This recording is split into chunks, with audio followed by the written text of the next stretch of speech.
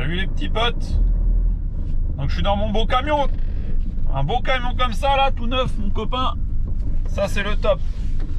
Hop, mets la ceinture. Toujours rouler en toute sécurité.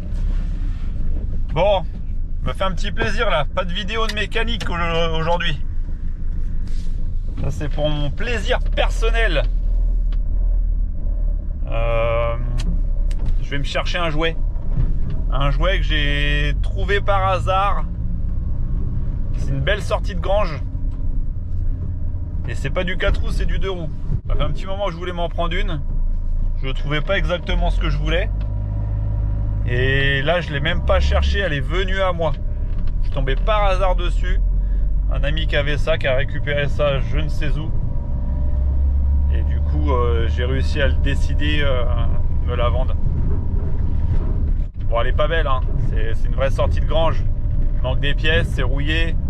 Ça a été abandonné. Mais ça en vaut le coup. Vu le modèle, ça en vaut le coup. Il n'y en a pas beaucoup. Il y en a eu 200 produites et il y en a actuellement moins de 80 recensées. Donc, voilà, je vous le dis, voilà. C'est un 2 roues, c'est une petite mobilette. Retour aux origines d'il y a 14 ans. De mes 14 ans, pardon. Et là, je pouvais pas la laisser passer, celle-ci. C'est le Graal. C'est The Mobilette. Je vous dis pas trop, hein, je vous laisse découvrir quand même. Je vais vous filmer ça. Et bon, il y a un petit peu de route. Je vous reprends quand j'arrive. A tout de suite.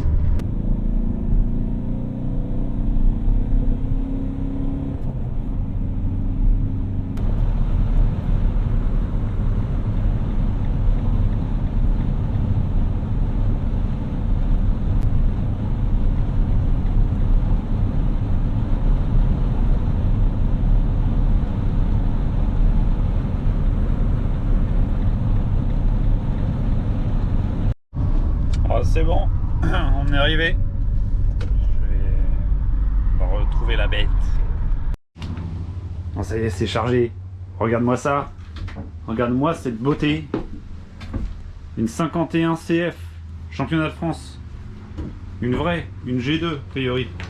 Bon, après, il y a pas mal de recherches à faire. Savoir comment elle était à l'époque. Parce que je pense que ça a été bidouillé. Avec un moteur qui n'a rien à voir, mais bon, c'était avec. J'ai la bulle devant. Dans la cabine, elle est là, elle est complète. Enfin complète. J'ai la bulle quoi. Bon allez, on va décharger ça à la maison. Maintenant il faut faire le retour. Donc une 51 CF qui veut dire championnat de France. Donc c'est des MBK qui avaient sorti ça. On pouvait l'acheter, elle était au catalogue. Alors faut savoir qu'au catalogue ils proposaient cette version là coursifiée. Avec d'origine frein à disque, fourche Piaoli hydraulique, les guidons bracelets, le réservoir qui était plus grand en contenance, qui est un petit peu plus large avec une grosse goulotte de remplissage, je vous montrerai ça après, le bras oscillant qui est un petit peu plus bas pour être plus horizontal, les amortisseurs arrière Piaoli, une démultiplication adéquate, et par contre c'était un moteur d'origine, donc on pouvait l'acheter comme ça pour participer au championnat de France. Et beaucoup de préparateurs de l'époque achetaient des versions de série et proposer une version avec un moteur plus boosté, aux normes G2. Donc en 50 cm3, c'était des montages origine ou inspirés des montages Bidalo. Ça faisait environ 12 chevaux, je crois. Faudrait que je me rencarde un peu mieux. Donc je viens de l'avoir, hein. Je découvre ce modèle-là. Je la cherchais pas du tout.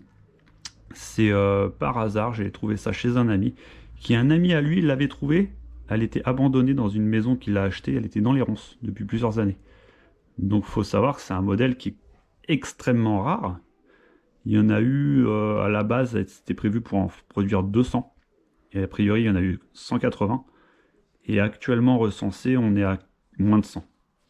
Donc vraiment un modèle sympa qui a servi en gros au développement de la Magnum Racing. Il faut savoir qu'elle est avant la Magnum Racing, celle-ci. Donc c'est pour ça qu'on retrouve un peu cette selle course, ils sont inspirés de ça. La bulle est normalement beaucoup plus haute, qui arrive à vraiment ici, là elle est complètement cassée. On retrouve un peu les formes d'une Magnum Racing hein, quand même. le phare carré d'une autre époque. Donc il faut savoir que ce phare est sur les modèles 88. Donc la mobilette est de 85, mais elle a été réhabillée, je ne sais pas pourquoi, peut-être parce qu'en compétition elle a dû avoir une chute, ou alors le client préférait la restyler. Donc la tête de fourche et toute la coque là, c'est pas d'origine, c'est pas comme ça normalement. Je vais vous mettre une photo à quoi ça ressemble. Vous avez une barre anti-rapprochement jaune avec écrit championnat de France et une petite coque à l'arrière. Et l'échappement qui part d'ici et qui remonte sur le côté pour brûler les mollets et les cuisses. Celle-ci, pour cette coque-là, en gros l'échappement passe dans le cadre au milieu et ressort ici. Ça c'est la photo que je vous ai mis il y a quelques jours sur YouTube. Donc là, ici on a une belle petite cartouche qui sort et franchement je trouve ça super sympa. Le fait d'avoir un échappement comme ça dans la coque. Je sais pas encore ce que je vais faire, si je la remets vraiment full comme elle est sortie en 85. Donc on vire ça, on garde juste le réservoir d'origine, la barre et la petite coque arrière, avec l'échappement de l'autre côté. Ou si je garde tout ça, je la refais toute belle au niveau des polis, et je mets l'échappement qui passe au milieu et qui ressort ici comme ça. Moi ça me plaît, j'aime bien. Après, ce sera pas fidèle à l'origine. On va être un petit peu décalé au niveau des années, mais bon voilà, vu que des 85, il y en a beaucoup. Je voudrais faire quelque chose qui se différencie. Donc tout ça au niveau de l'état, là, c'est mangé. Alors, on voit vraiment, il y a encore la mousse. Le petit feu, il est pété. Les pneus sont complètement secs morts, pas question de les garder. J'ai débloqué les freins, parce que les mâchoires étaient collées là-dedans, de l'autre côté. Je pouvais pas tourner la roue. La chaîne était grippée, donc ça fait vraiment plusieurs années qu'elle est à l'arrêt. Hein. Les petits amortisseurs Piaoli. Donc tout ça, ça va être reconditionné. Par contre, les jantes, je vais pas les repeindre, parce qu'elles ont aucun éclat. Elles ont encore leur teinte jaune d'origine, avec le liseré bleu qui était peint. Et ça, c'est une chose très très rare qu'on ne retrouve plus, parce que généralement, ces jantes-là étaient repeintes, ou quand c'était démonté, il y avait plein d'éclats avec les tournevis. Donc ça, elle est sale, hein, mais je pense qu'avec un bon petit coup de nettoyage, il y a moyen de récupérer quelque chose de sympa. Après, bon, peut-être le bras oscillant que je vais repeindre, ou je sais pas. Il y a des petits pets, mais ça fait un peu son charme. Et une fois bien nettoyé, je pense même que le bleu arriverait à ressortir quelque chose de propre. Et voire ne pas repeindre du tout le cadre, garder les autocollants d'époque, avec une petite patine, elles sont un petit peu esquintées, mais ça peut être sympa. Mais repeindre la coque, ici. Donc comme je vous disais, le réservoir avec la goulotte, avec BP Zoom. BP Zoom parce que le bouchon d'origine ne rentrait plus. C'était plus gros au niveau du diamètre d'entrée, donc c'était des bouchons BP Zoom. On a le petit guidon bracelet qui va bien, d'origine, hein, tout est d'origine. Hein. Attention, hein, c'est pas une mob bidouillée, avec le petit frein à disque, la précontrainte, je crois que c'est la précontrainte qu'on réglait avec le gaz, je sais plus. L'obus est cassé, mais bon, tout est là, tout est présent. Il n'y a pas de compteur. Donc le réservoir fait 1 ml de plus qu'une 51 classique. Il est plus large. C'est ici là, la fixation du bras oscillant, je vous disais, là. Ils sont un petit peu plus haut que la version normale. Là, je dois avoir le système qui existait pour une pédale de lanceur. Tout est pourri, grippé. La béquille, alors une béquille sur une moto de course, c'est plutôt rare. Hein. Mais elle est là. Normalement, il y a des beaux petits carters ici que je n'ai pas. Il va falloir que je retrouve. Ça, il y avait une fixation de quelque chose, je sais pas ce que c'est. Peut-être une batterie pour la pompe à eau. Ah oui, parce qu'il faut savoir que normalement, c'est un refroidissement liquide. C'est un Bidalo 50 en gros, pour simplifier, en refroidissement liquide. Donc ça, je vais tout remettre. Ça. Je vais essayer de me rapprocher au niveau du montage qu'on trouvait le plus couramment à cette période-là. Donc ça, je ne sais pas à quoi ça sert. Là, j'ai la petite fixation du radiateur. Il y a un klaxon qui a été mis parce que la bibilette servait pour la route aussi. Là, j'ai une vieille bobine pourrie. Ça doit être la bobine d'origine. Je pense que c'est la bobine. Ouais, c'est la bobine. Ouais. Ça, je sais pas pourquoi elle est là. Les pneus neufs, les pneus neufs. Là, je vais pouvoir prendre 200 avec ça. Là, on a le petit module, petit régulateur qui sert à alimenter la pompe à eau directement. Donc ça, c'est présent. Que dire de plus? Un beau rétroviseur rajouté. Horrible. Alors la bulle, elle se retrouve encore. Il y a des refabrications. ça c'est pas le souci. Le poli, je garde celui-là, je le refais, je remettrai des bouts de mousse. La fourche, faut que je l'ouvre, voir si elle est pas rouillée à l'intérieur, il va falloir que je la refasse. Au niveau des chromes là, c'est vraiment pas beau. On va voir si on peut récupérer ça. J'ai plus les fixations en métal. Va falloir en refabriquer. Là normalement il y a des crash bars qui sont ici en cas de chute pour que ça protège le moteur et toutes les parties tournantes. Donc voilà quoi. Je vous ai pas montré le freinage. D'origine, hein. Oubliez, c'est d'origine. J'ai le petit garde-boue d'origine qui n'est pas coupé trop court parce que généralement il est coupé derrière aussi en compétition. Ça c'est mangé. Il va falloir que je le répare. Le disque qui est vraiment en bon état. Les plaquettes sont toutes neuves avec l'étrier gris mécal, toujours la fourche Piaoli, toujours les petites jantes. Je vous ai pas montré, je sais pas où c'est. Ah, c'est là. Encore la date, janvier 86.